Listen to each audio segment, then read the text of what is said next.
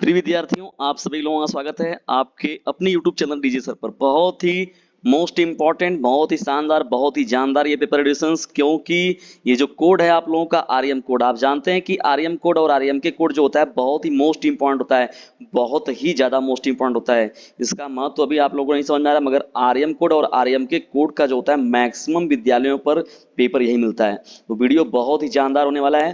और सबसे बड़ी बात है कि कक्षा 12 के विद्यार्थियों के लिए हाफ ईयरली का है ये एडिशंस, और ये सामान्य हिंदी का है। ठीक है, तो सामान्य हिंदी के विद्यार्थी बहुत परेशान थे कि सर हम लोग के लिए लेक्चर नहीं आ रहा है, सामान्य हिंदी का लाइए। तो देखिए एडिशंस कक्षा 12 के विद्यार्थियों के लिए सामान्य हिंदी का महत्वपूर्ण है, और ये आर्यम सेट है, इसलिए ये बहुत ही ज्यादा मोस्ट इंपॉर्टेंट है, क्योंकि आर्यम सेट का जो पेपर होता है एडिशंस बड़ी ही जानदार होता है, बहुत बहुत ही जानदार होता है। चलिए आइए स्टार्ट करते हैं इस महत्वपूर्ण सेशन को। एडिशंस हम लोग देखिए यहाँ पर महत्वपूर्ण प्रश्नों की श्रृंखला में पहला जो प्रश्न है आप लोग का बहुविकल्पी प्रश्नों की श्रृंखला स्टार्ट होता है, और उसमें आप लोग के बहुविकल्पी प्रश्न है। हिंदी का मौलिक उपन्यास है। देखिए हिंदी का मौलिक उपन्यास के बारे में हम लोग बात करें। देखिए मौलिक उपन्यास की बात अगर किया जाए तो यहाँ पर परीक्षा गुरु जो होगा इस प्रश्न का राइट आंसर हो जाएगा। क्या होगा? परीक्षा गुरु जो होगा हिंदी का मौलिक उपन्यास में जो है वो आपका करेक्ट हो जाएगा। ठीक है, और हिंदी का पहला जो मौलिक उपन्यास था वो लाला श्रीनिवास दास जी के द्वारा लिखा गया था, और ये परीक्षा गुरु ही था। ठीक है, 25 नवंबर 1882 को जो था इसको प्रकाशित किया गया था। तो थोड़ा सा एक्सटर्नल जानकारी भी देते चलिए आप लोग। हिंदी प्रदीप साहित्य के संपादक कौन है? फटाफट से अपने क्लासमेट पर शेयर भी करते चलिए एडिशन, तभी मजा आएगा पढ़ने और पढ़ाने में। हिंदी प्रदीप साहित्य के संपादक हैं, हिंदी प्रदीप साहित्य के संपादक कौन है?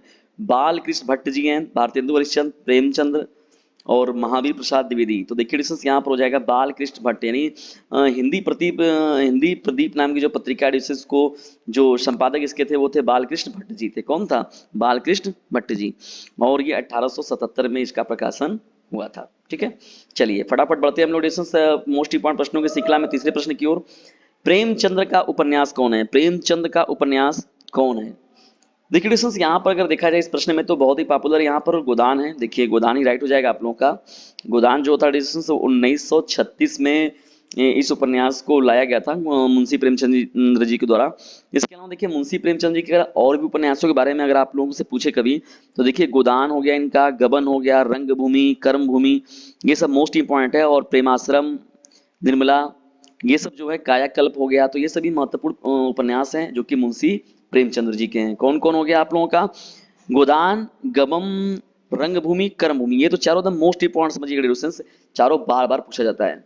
चलिए चौथे पढ़ते हैं प्रश्न की ओर। ध्रुव स्वामिनी नाटक के लेखक कौन है? देखिए ध्रुव स्वामिनी के जो नाटककार है उनका नाम है जयशंकर प्रसाद जी हैं। कौन? छायावादी कवि देखिए जयशंकर प्रसाद जी।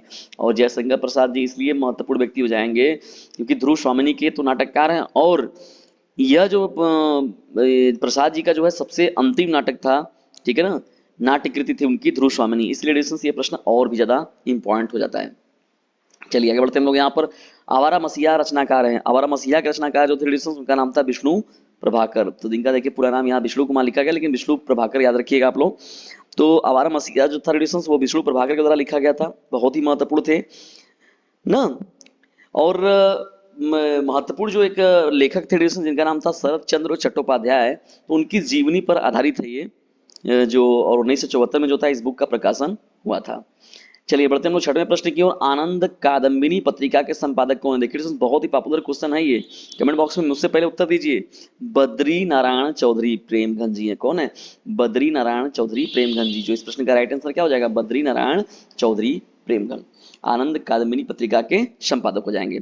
प्रयोगवादी कवि कौन है? प्रयोगवादी देखिए यहाँ पूछा जा रहा है प्रयोगवादी कवि कौन से हैं, तो यहाँ पर प्रयोगवादी कवि का जो होगा यहाँ पर, तो देखिए यहाँ पर जो महत्वपूर्ण व्यक्तियों के नाम है, देखिए यहाँ पर इसमें जो ऑप्शन दिया गया महादेव वर्मा, सुमित्रानंद पंत, अज्ञे जी, डॉक्टर नागेंद्र जी हो गए आपके। ठीक है ना, तो देखिए प्रयोगवादी कवि के बारे में अगर हम लोग बात करें तो प्रयोगवादी की बात हो रही है यहाँ पर, तो देखिए यहाँ पर अज्ञे जी का नाम देखिए डिस्टेंस यहाँ पर सच्चिदानंद हीरानंद वात्स्यायन अज्ञे। इस प्रश्न का राइट जो आंसर होगा वो आपका हो जाएगा अज्ञे। ठीक है, सच्चिदानंद हीरानंद वात्स्यायन अज्ञे। जबकि प्रगतिवादी अगर पूछा जाए तो उसमें सुमित्रानंद पंत जी का नाम आता है। ठीक है, जो अन्य नाम भी यहाँ आप लोगों के मिलेंगे, लेकिन इसमें यहाँ बात हो रही है आप लोगों की किसकी? प्रयोगवाद की। तो प्रयोगवादी कवि जो है वो सच्चिदानंद हीरानंद वात्स्यायन अज्ञे जी। नेक्स्ट प्रश्न बढ़ते हैं हम लोग। तार सप्तक का प्रकाशन वर्ष कौन है डिस्टेंस? तो 1943 है। 1943 में जो था डिस्टेंस वो तार सप्तक का प्रकाशन वर्ष था, और प्रकाशक के रूप में जो नाम आता है वो आता है सच्चिदानंद हीरानंद वात्स्यायन अज्ञे जी का। ठीक है, इसमें ये नाम बहुत महत्वपूर्ण रहेगा। चलिए बढ़ते हैं आगे हम लोग। वीर गाथा काल के कवि कौन है? तो वीर गाथा काल के कवि जो हैं एडिशन देखिए यहाँ पर चंद्रबरदाई जी हैं। कौन है? चंद्रबरदाई जी। और इनकी रचना जानते ही हैं आप लोग, पॉपुलर रचना है। चंद्रबरदाई जी की रचना कौन सी है?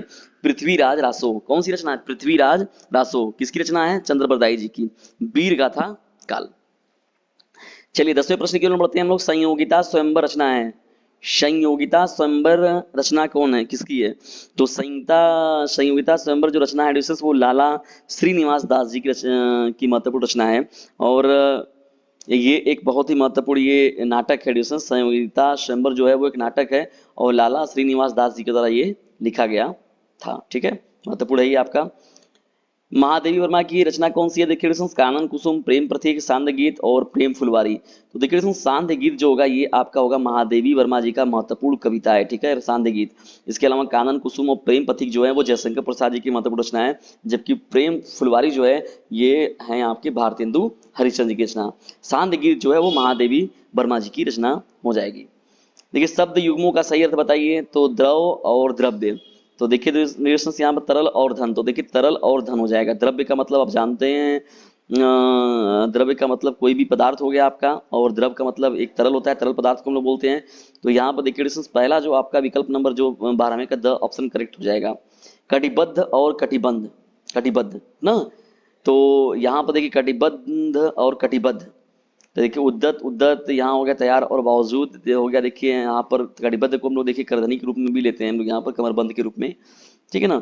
अभी अभी शीघ्र स्नान किया हुआ, तो देखिए इसको हम लोग बोलते हैं क्या? अभी अभी जो स्नान किया हुआ होता है डिस्टेंस, उसके लिए एक शब्द अगर कहा जाए तो सद्य स्नात। क्या हो जाएगा? सद्य स्नात। यानी इस प्रश्न का राइट आंसर ये हो जाएगा। ठीक है, ये आपका करेक्ट हो जाएगा। चलिए आगे बढ़ते हैं हम लोग। यहाँ पर जिसे क्षमा किया जा सके, तो देखिए क्षम्य हो जाएगा। क्या हो जाएगा आपका? क्षम्य। ठीक है, जिसे क्षमा किया जा सके। जिसे क्षमा न किया जा सके अक्षम्य हो जाएगा। निम्नलिखित में से सही वाक्य कौन है? पुरुष और स्त्री जा रहे हैं। मैं भोजन कर लिया हूँ। अध्यापक कक्षा में पढ़ा रहे हैं। अध्यापक कक्षा में पढ़ा रहे हैं। पुत्री पराया धन होता है। पुरुष और स्त्री जा रहे हैं। मैं भोजन कर लिया हूँ। तो बताइए कौन सा इसमें जो होगा वो सही वाक्य है? तो अध्यापक कक्षा में क्या कर रहे हैं? पढ़ा रहे हैं। देखिए शब्द का संधि विच्छेद करना है। यदि धन अपि, यदि धन अपि, यदि धन अपि। देखिए यहाँ पर यद्यपि का देखिए यही होगा, यदि धन अपि, यदि धन अपि, यद्यपि। ठीक है, चलिए आगे बढ़ते हैं। रजनी से, तो रजनी धन ईसा, रजनी धन ईशा हो जाएगा आपका। ये देखिए ये वाला आपका करेक्ट हो जाएगा, रजनी धन ईशा, रजनी सा। देखिए ये है आप लोग का क्या हो जाता है, ये आपका दीर्घ संधि हो जाएगा ना। राम शब्द का षष्ठी विभक्ति एक वचन पुरुष क्या है? रामो रामो रामा, रामम रामो रामा, रामे राम राम रामभ्य। तो ये देखिए यहाँ पर आप लोग को याद रखना है डिस्टेंस। श्रृंगार रस का स्थायी भाव क्या होता है? तो श्रृंगार रस का देखिए डिस्टेंस यहाँ पर शोक, देखिए रति जो होता है श्रृंगार रस का स्थायी भाव होता है। क्या होता है? रति जो होगा आपका करेक्ट हो जाएगा। जब आगे बढ़ते हैं देखिए खंड ख में यहाँ पर, तो देखिए भूमि का निर्माण देवों ने किया है, अनंत काल से है। तो ये आप लोग का देखिए पहला है इंपॉर्टेंट, इसको देख लीजिएगा, आपको अच्छे से तैयार कर लीजिएगा। ठीक है ना। राष्ट्रीय वाला जो है, राष्ट्र वाला जो राष्ट्र का स्वरूप वाला जो ना, जो ये महत्वपूर्ण वासुदेव सरल अग्रवाल जी जो थे। ठीक है, तो इस तरीके से देखिए प्रश्न है आप लोगों का। दुख की पिछली रात बहनी, बीच विकसित कुल सुअल का प्रभात। ये वो भी देखिए आप लोगों का जो यहाँ पर दिया गया है, इसमें आप लोगों का ये मोस्ट इम्पॉर्टेंट रहेगा, ये भी आप लोगों का। काव्य का ये प्रश्न है देखिए डिस्टेंस आप लोगों से पूछा गया था। और लेखक का जीवन परिचय देखिए यहाँ पर वासुदेव सरल अग्रवाल जानते ही, बहुत ही पॉपुलर क्वेश्चन है, हर बार पूछा जाने वाला। इसके अलावा देखिए कन्हैयालाल मिश्र प्रभाकर जी का भी देखिए इसमें नाम है। जयशंकर प्रसाद, अयोध्या सिंह उपाध्याय हरिओद। तो जयशंकर प्रसाद बहुत ही मोस्ट इंपॉर्टेंट है। पंचलाइट और बहादुर कहानी का जो सारांश है डीजी सर चैनल पर बहुत अच्छे से बताया गया। देखिए रश्मि रथी खंड काव्य के आधार पर कर्ण का चित्रण। तो रश्मि रथी में देखिए जो नायक थे कर्ण का, तो महारथी कर्ण के बारे में जो दानवीर कर्ण की बात होती है, तो पूरा बताया गया अच्छे से आप लोग को। खंड ख में देखिए यहाँ पर जो है संस्कृत का प्रश्न है। संस्कृत से साहित्य सरस व्याकरण सुनिश्चित। देखिए संस्कृत साहित्य का जो व्याकरण होता है वो सरल होता है, और सरस व्याकरण सरल होता है और निश्चित होता है। तस्य गद्य पदे चालालित्यम भाव बोधनात् अदित्यम सुमृत्यावंदनम वर्तते। इसका जो गद्य पद होता है वो लालित्य मतलब वो मधुरता से भरा होता है, उसमें भावनाओं भाव बोध से वो भरा होता है पूरा का पूरा। और ये सुरती माधुर्य जो सुनने में बहुत ही माधुर्य लगता है। किम बहुना चरित्र निर्माणार्थ यादृश्या सत्प्रेषणाम परिणाम संस्कृत वांग्यम ददाति च त्रादृशी किंचित पट।